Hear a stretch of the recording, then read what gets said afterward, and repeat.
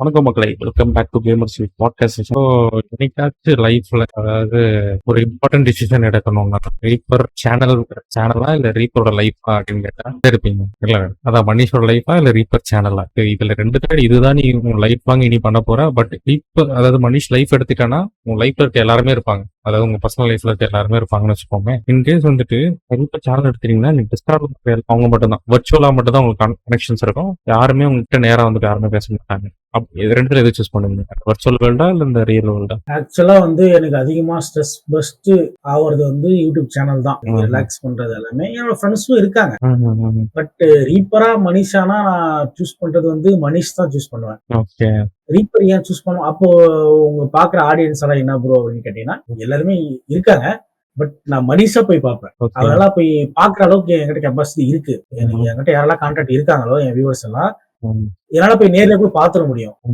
இதுலயே உட்காந்து கடைசி வரைக்குமே நல்லா விர்ச்சுவலா உட்காந்து அவங்க கூட பேசினேன் இது பண்ணி இருக்க முடியாது. சோ யூடியூப் மூலமா யூடியூபே நம்பி நல்லா இருக்க முடியாது. இன்னும் சொல்லலாம் அதுதான். யூடியூப் நான் எப்பயும் இது இருக்கு நம்ம 100% நான் நம்ப மாட்டேன். என் லைஃப்ல யூடியூப் ஒரு 100% நான் நம்ப மாட்டேன். யூடியூப் என்டர்டைன்மெண்ட் எனக்கு ஒரு ரிலீஃப் கொடுக்குது. மத்தவங்க நான் சந்தோஷமா இருக்கேன், பண்ணும்போது சந்தோஷமா இருக்கேன், மத்தவங்க நான் சந்தோஷத்தை கொடுக்குறேன், அவ்வளவுதான். மனிஷா மாறணும், மனுஷா மாட்டா எனக்கு வேற லைஃப் இருக்கு, வெளியே என் ஃபேமிலி இருக்காங்க, ஃப்ரெண்ட்ஸ் இருக்காங்க. சோ இவங்க எல்லாம் பண்ண நேர்ல கூட மீட் பண்ணிக்கலாம். மனிஷா போய் பார்ப்பேன், ரீப்பரா இல்லாம அவங்க எல்லாருக்கும் விசிட் பண்ணி பார்த்து அப்படி ரிலேஷன்ஷிப் பில்ட் பண்ணிப்பேன். இப்படி பண்ண மாட்டேன். சோ அப்படிதான் போவேன், மனிஷா தான் இருப்பேன். அடுத்ததுதான் லாஸ்ட் கேள்வி. So primary for money or it for something else? அதாவது நீங்க ஒரு சேனல் கிரியேட் பண்ணும்போது ஒரு மணி மைண்ட் செட்டோட இருக்கீங்கன்னா, இல்லைன்னா இன்னைக்கு மணி கிரியேட் பண்ற சேனல் நாளைக்கு மணிப்போட பையன். ஸோ அப்படி ஒரு ஜென்ரேஷன் ஆஃப் மெமரிஸா இருக்கணும். நாளைக்கு என்னைக்காச்சும் நான் ஒரு நாள் எடுத்து பார்த்தனா கூட பாடுற அவங்க அப்பா விளையாண்டது, பாடுற அவங்க தாத்தா விளையாண்டது காட்டுறது ஒரு ஒரு ஒரு மெமரபிள் மூமெண்ட்ல. ஏன்னா இப்போ நீங்க உங்க ஃப்ரெண்ட்ஸ் எடுத்துக்கிட்டீங்களேன், நீங்க அவங்ககிட்ட கேட்டீங்கன்னா யாரோ ஒருத்தங்க இறந்துட்டாங்கன்னு வச்சுக்கோங்களேன், செட்ல யாரோ ஒருத்தங்க தெரியாத யாரோ ஒருத்தங்க வச்சுக்கோங்க, ஐம் நாட் க்ளோஸா ரிலேட்டட் சொல்ல, யாரோ ஒன்னு ஒரு கிளாஸ்ல இருந்து யாரோ ஒருத்தங்க இறந்துட்டாங்கன்னா போட்டோ தான் கட்ட முடியும். பட் நாளை பின்ன ஒரு 60 to 80 இயர்ஸ்க்கு அப்புறம் if you are not there உங்களுக்கு காமிக்கும் போது நீங்க அலைவா இருப்பீங்க ஒரு வீடியோவா. அப்படி இருக்கிறது உங்களுக்கு ஓகேவா? இல்ல நான் சொல்லி இது ஒரு காஸ்ட் பேஸ் தான் பண்ண போறேன், அன்னைக்கு பாத்தீங்கன்னா அப்படின்னு போறது பெஸ்டா? ஏன்னா அதுல ப்ராடக்ட் மட்டும் தான் இருப்போம். இப்ப நீங்க ஒரு கடைக்கு போய் வாங்குறீங்கன்னா அன்னைக்கு பாத்தீங்கன்னா எதாச்சியா விக்கல் வந்துச்சு, நான் ஜூஸ் வாங்கி குடிச்சேன், அங்க ப்ராடக்ட் தான் இருக்க போகுது, உங்க குரல் தான் இருக்க போகுது, உங்க ஃபேஸ் கூட பெருசா இருக்க போகுது. ஆனா இப்போ உங்க ரீப்பர்னு ஒரு வீடியோ எடுத்து பாத்தீங்கன்னா ஃபுல் ரீபேசுறது சிரிக்கிறதா இருக்கும். உங்க கஷ்டத்துல கூட நீங்க சிரிக்கிறத பார்க்க முடியும்ல, அப்படி ஒரு விஷயம் இருக்குல்ல. எதை நீங்க ப்ரிஃபர் பண்ணுவீங்க? இதுதான் இப்ப நீங்க சொன்ன செகண்ட் சொன்னதுதான். இப்போ ஃபியூச்சர்ல என் வீடியோ எனக்கு ஆசை, நீங்க சொன்னது கரெக்ட் தான். இப்போ இது ஒரு எக்ஸாம்பிள் சொல்றேன். என் ஃப்ரெண்டு அவங்க வீட்டுல அவங்க தாத்தா டாக்டர், அவர் இறந்துட்டாரு ரீசெண்டா. அடுத்து அந்த டாக்டர் சேர், அந்த சேருக்கு என் ஃப்ரெண்டு தான் எம்பிஎஸ் முடிச்சுட்டு உட்காந்தான். இப்ப அந்த அவங்க தாத்தாவோட இவன் நல்லாவே பேர் வாங்கிட்டான், எல்லார்கிட்டயும் ஈஸியா பேர் வாங்கிட்டான், நல்ல லெவலுக்கு போயிட்டான், நல்ல சூப்பரான ஒரு டாக்டர் எங்க ஊர்ல.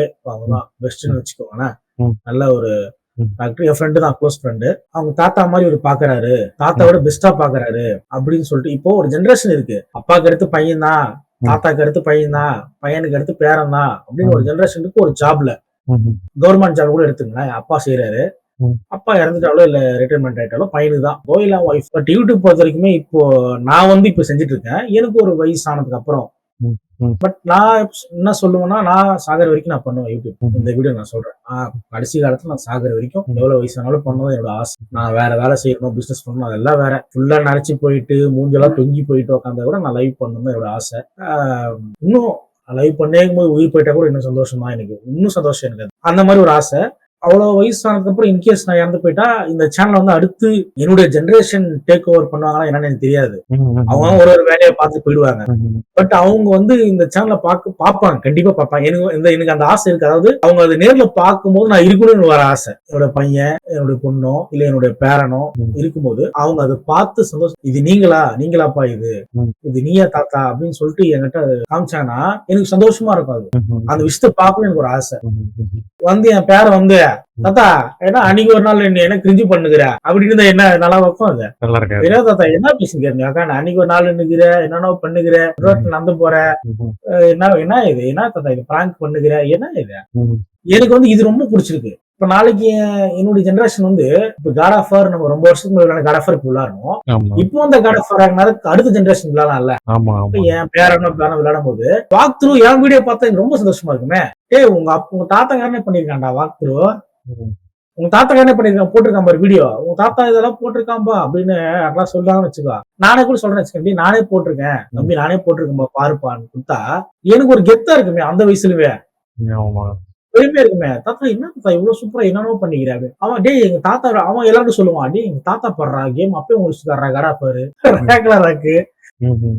சொல்றேன், ஸ்பைடர் எல்லாம் முடிச்சிருக்காரு பாடுறா அப்படின்னு என் கேம் பிளே பார்த்து விடலாம் எனக்கு இன்னும் சந்தோஷமா இருக்கும் bro. எனக்கு வந்து இது பயங்கரமான ஒரு விஷயமா இருக்கும், ரொம்ப பெருமையா இருக்கும் எனக்கு இந்த விஷயம். இந்த மாதிரி விஷயம் நடந்தா நல்லா இருக்கும். சோ இந்த மாதிரி விஷயம் கருத்தா நீங்க வந்து நான் அப்பயே பிரியாணி செஞ்சேன், நான் அப்பயே எப்படி செஞ்சிருக்கேன் பாரு பிரியாணி, இதை பார்த்து செய்யுங்கன்னா நடக்குமா?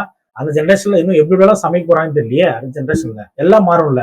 So, எனக்கு இந்த கேமிங் பிடிச்சிருக்கு. இந்த கேமிங்ல வந்து ஃபியூச்சர் ஜெனரேஷன்ல என்ன பார்த்து என் வீடியோஸ் பார்க்கலாம். இப்ப கம்மியாகிறது எல்லாமே ஃபியூச்சர்ல அதிகமாகலாம். அது மாதிரி 3 வருஷத்துக்கு முன்னாடி போட்ட ஒரு வீடியோ வந்து இப்போ நல்லா எனக்கு வியூஸ் போயிட்டு இருக்கு. ம்ஹ்ம். அப்ப எனக்கு வியூஸ் அதுதான் ப்ரோ ரியாலிட்டி. அது எப்போ அவங்களுக்கு தேவையோ அப்ப எடுத்துப்பாங்க. அதுக்கு நம்ம வெயிட் பண்ணணும். யூடியூப் வந்து நான் எப்ப தேவைப்படுறேன் அப்படின்னு சொல்லிட்டு யூடியூப் நினைக்கணும். நீ எனக்கு தேவைப்படுறேன்னா அந்த வீடியோ நான் புஷ் பண்ணி கொடுத்துருவோம் எல்லாருக்கும். அதான் பாரு பாரு பாரு அவ்வளவுதான்.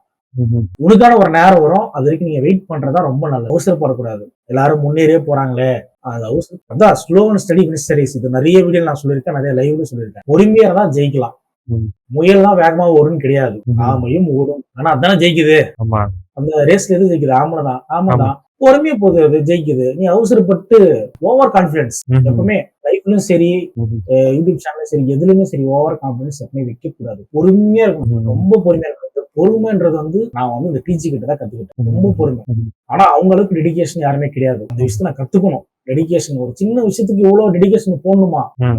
அந்த சோம்பேறித்தனத்தை போக்கணும் ஃபர்ஸ்ட். ம்ஹ்ம். நானே ஒரு சோம்பேறியால் தான், நான் முதல்ல ஓகே. போக்கணும். தயவுசெய்து நீங்க இது பண்றீங்க. அதான் bro, பொறுமையா இருக்கணும் bro எல்லாத்துக்குமே. ஏன்னா நீங்க சொன்ன மாதிரி என் வீடியோஸ் ஃபியூச்சர்ல பார்த்தோன்னா ரொம்ப என்னுடைய ஜென்ரேஷனோ இல்ல வேற யாரோ வந்து அவன் ஃப்ரெண்ட்ஸ் கிட்ட காட்டி, இல்ல அவன் ஃப்ரெண்ட்ஸ் யாரோ பார்த்துட்டு என்னடா இது உங்க டேடி மாதிரி இருக்கு, என்னடா உங்க தாத்தா மாதிரி இருக்கு அப்படி வந்து அவன் சொல்லி, அது ஒரு பெருமை தானே நம்மளுக்கு. ஆமா. ஏன்னா நாளைக்கு நீ என்ன சாதிச்ச, என்ன கிழிச்சிட்டுன்னு கேட்கற ஜென்ரேஷன் தான் இது. ஆமா. என்ன பண்ணிட்ட, ம்ஹ்ம். என்ன கொடுத்துட்ட, ம்ஹ்ம். வீடு கட்டியா, ம்ஹ்ம். என் பேர்ல என்ன சொத்து வச்சியா அப்படி கேட்கற ஜென்ரேஷன் தான் இப்போ இது. நீ எவ்வளவுதான் பாசமா வளர்த்தாலும் ஒரு கட்டத்துக்கு மேல ம். பாசம் எல்லாமே ஒரு லிமிட் தான். அதனால வந்து சொல்றேன், நமக்குன்னு ஒரு வேல்யூ, ஒரு நேம் கிரியேட் பண்ணி வச்சுக்கணும். ம். ரியாலிட்டி, என்னுடைய ரியாலிட்டி சொல்றேன். மத்தவங்க யாரும் நான் அஃபண்ட் பண்ணல, மத்தவங்க லைஃப் எப்படி இருக்குன்னு தெரியல. என்னுடைய லைஃப், என்னுடைய இதை வந்து நான் சொல்றேன், என்னுடைய ரியாலிட்டியை நான் சொல்றேன். இதுதான் இப்படிதான் நடக்கும்.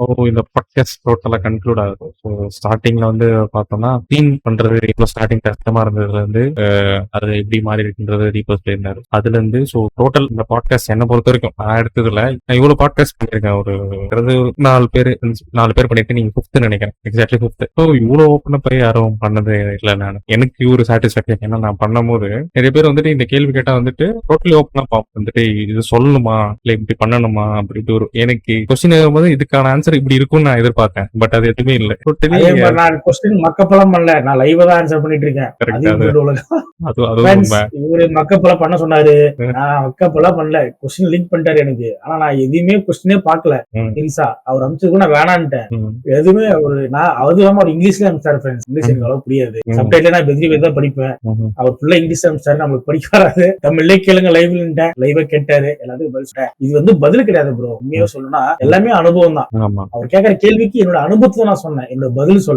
சொல்லணும்னா நான் பேராகிராஃப் மாதிரி அழகா எழுதி மனப்பாடம் பண்ணி பேசிட்டு போயிடலாம். எல்லாம் அந்த ஸ்பாட் பேசுறது தான் என்னுடைய இது. யாருமே அஃபண்ட் பண்றது கிடையாது, யாருமே டார்கெட் பண்ணி பேசுறது அஃபண்ட் எதுவுமே கிடையாது. என் லைஃப்ல நடந்த விஷயங்களை நான் ஷேர் பண்ணேன்.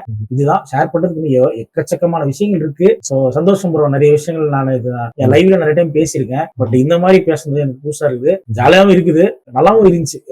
டிஃப்ரெண்ட் ஃபீல் எனக்கு. தேங்க்ஸ் ப்ரோ கூப்பிட்டது. ரொம்ப ரொம்ப தேங்க்ஸ். ஆக்சுவலி எனக்கு இது முடிக்கும் போது நிறைய ரொம்பவே டிராவல் பண்ண ஃபீல் எனக்கு இருந்துச்சு. ஏன்னா வந்துட்டு இப்படி ஒருத்தவங்க யோசிப்பாங்களா, ஏன்னா வந்துட்டு நம்ம ஒரு விஷயம் ஒண்ணு பண்றோம்னா அதோட டார்க் சைடு சொல்ல மாட்டோம். அதான் அதோட டார்க் சைடு யாரும் சொல்ல மாட்டாங்க. ஆனா இன்னைக்கு ஃபர்ஸ்ட் டைம் கேள்விப்பட்டிருக்குமே ரீப்பர் வந்துட்டு அவர் என்ன தப்பா இருக்கட்டும் அது ஓபன் அப் பண்றது இல்லை. ஏன்னா வந்துட்டு நான் என்னதான் இவனா இருந்தாலும் என்ன காமிச்சிக்கிறது நல்லதா தான் காமிச்சிக்கணும்னு நினைப்பேன். ஆனா வந்து இல்ல, நான் இதான் தப்பு பண்ணேன், இப்படிதான் பண்ணேன், நான் இப்படி ஓவர் கம் பண்ணேன்றது இது வரைக்கும் நான் எந்த பாட்காஸ்ட்லயும் நான் கேட்டதில்லை. சொல்லி கேட்டு வருது. நான் வந்துட்டு பண்ற கொஸ்டின்ஸ் எல்லாமே அவங்க பக்கம் ஏதாச்சும் ஒரு தப்பு சொல்லுவாங்க. ஸோ அதுல எப்படி வரும்னு தான் நினைச்சேன். அதை ஃபர்ஸ்ட் டைம் ரீப்பர் எனக்கு தெரிஞ்சு அவர் ஓப்பன் பண்ணி இந்த ஒரு பிரச்சனை எனக்கு இருந்துச்சு, நான் இதை வந்து இப்படி பண்ணேன், ஏன்னா சொசைட்டியை நான் இப்படி ப்ரொடெக்ட் பண்ணேன். பட் ஆனா நான் வந்து எனக்கு தெரியும் நான் பண்றது தெரியும், பட் நான் அதை ஓவர் கம் பண்ணிட்டேன்றது. உண்மையிலேயே நிறைய பேர் இப்போ தப்பு பண்ணிட்டுறவங்க யாருன்னா ஒருத்தங்க தான் நம்மள மாதிரி ஒருத்தர் இருக்காரு, அவர் எப்படி வந்திருக்காருன்னு தான் பார்ப்பாங்க. ஆனா இதுக்கு முன்னாடி நான் எடுத்த எல்லா பாட்காஸ்ட்லயுமே பாத்தீங்கன்னா அதுல காமிச்ச விதங்கள் எல்லாமே அவங்க பர்ஃபெக்ட் அப்படின்ற மாதிரி தான் இருக்கும். But for the first time ஒரு இம்பர்ஃபெக்ட் டு பர்ஃபெக்ட் நான் எடுத்திருக்குன்றது எனக்கு சந்தோஷம். இல்ல